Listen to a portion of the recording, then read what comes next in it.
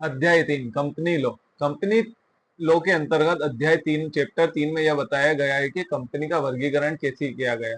Company के वर्गीकरण में कुछ अन्य संस्थाएं भी शामिल होती हैं, जैसे कि साझेदारी फर्म, सहकारिता।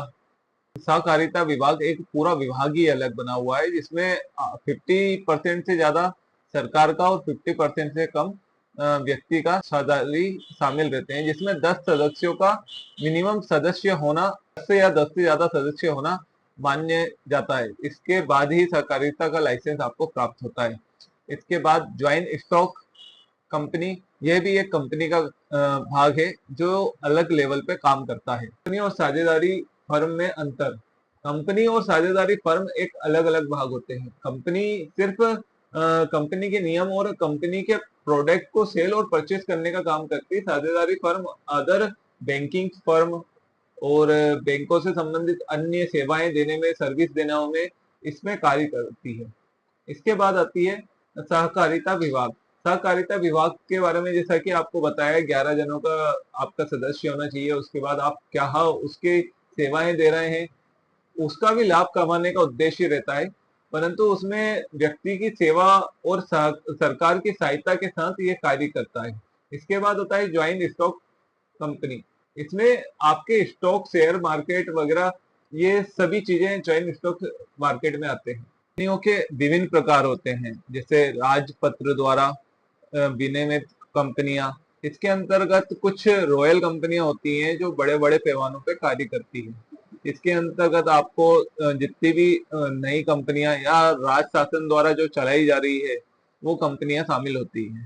सेकंड नंबर पे आती है सांसद प्रतिनिधि के द्वारा बनाई गई कंपनियां, जिसमें आपको जो आपकी स्टेट बैंक ऑफ इंडिया बीमा, LIC बीमा कंपनी, ऐसी कंपनी आती हैं जो 1956 की धारा 25 के अंतर्गत कार्य करती हैं, जो आपके हितों की और आपको लाभ पहुंचाने के लिए, व्यक्ति को लाभ पहुंचाने के लिए, पब्लिक को लाभ पहुंचाने के लिए कार्य करती हैं, जिसका लाभ उसी कंपनी में वापस उपयोग में लिया जाता है और उसको पब्लिक को सुविधा और लाभ पहुंचाने की दृष्टि से ही काम किया जाता है। ये कंपनियां संसद और राज्य शासन के अंतर्गत आती हैं। इसके बाद एक कंपनी आती है आपकी कंपनी अधिनियम के अंतर्गत नियमित कंपनियां। नियमित कंपनियां ऐसी कंपनियां होती हैं जो शासन और व्यक्ति के बीच में कार्य करती है, जिसमें 51% से ज्यादा कंपनियां शेयर्स रहते हैं, 50% के आसपास सरकार के शेयर्स रहते हैं। के वर्गीकरण के अंतर्गत कंपनियों के नियमित सिद्धांत है, सांसद द्वारा बताए गए सिद्धांत है और राजपत्र द्वारा दिया गया है। इसमें नियमित कंपनियों में 3 भाग दिए गए हैं, जिसमें असीमित कंपनी बनती है, सेकंड नंबर पे बनती है अपनी अंशों द्वारा सीमित कंपनी बनती है, थर्ड नंबर पे अपनी बनती है प्रतिभूति द्वारा सीमित कंपनियां बनती है।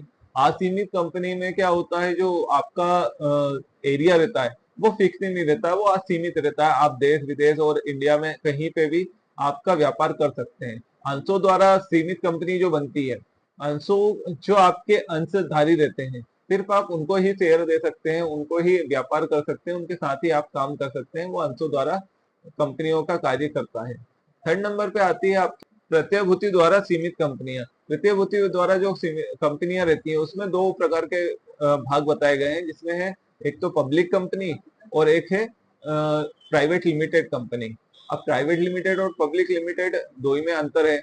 पब्लिक लिमिटेड में आपके भाग ज्यादा खुले रहते हैं और प्राइवेट लिमिटेड में सीमित एरिया बंधा हुआ रहता है। भी 2 भाग बताए गए हैं। असीमित कंपनी में लोक कंपनी, पब्लिक कंपनी और प्राइवेट कंपनी। असीमित कंपनी में भी 2 भाग बताए गए हैं, लोक मतलब पब्लिक कंपनी और प्राइवेट लिमिटेड कंपनी। इसको भी उसी तरह से समझा जा सकता है, जो प्राइवेट है तो प्राइवेट कंपनी की सीमित दायरे हैं, अंश कम है, शेयर कम बटेंगे, और पब्लिक कंपनी में शेयर ज्यादा बटते हैं। अंशों द्वारा भी जो कंपनियां बनाई गई हैं, अंशों द्वारा 4 भाग बताए गए हैं इसमें भी। इसमें धार्मिक company, private company, public company और सरकारी कंपनी। प्राइवेट कंपनी आपकी, आपको पहले बता चुके हैं। धार्मिक कंपनियों में जो आपके धर्मशाला रहती है, मंदिर रहते हैं, ट्रस्ट रहते हैं, ये सब इसमें शामिल होते हैं। और सरकारी कंपनियों में सरकार द्वारा जो चलाई जाती है वो सारी सरकारी कंपनियों में शामिल होते हैं। धन्यवाद। इसी के साथ अध्याय 3 खत्म होता है और अध्याय 4 के लिए हमारे साथ बने रहिए। हमारे यूट्यूब चैनल को सब्सक्राइब जरूर कीजिए और हमारे इंस्टाग्राम पेज को फॉलो अवश्य कीजिए। धन्यवाद।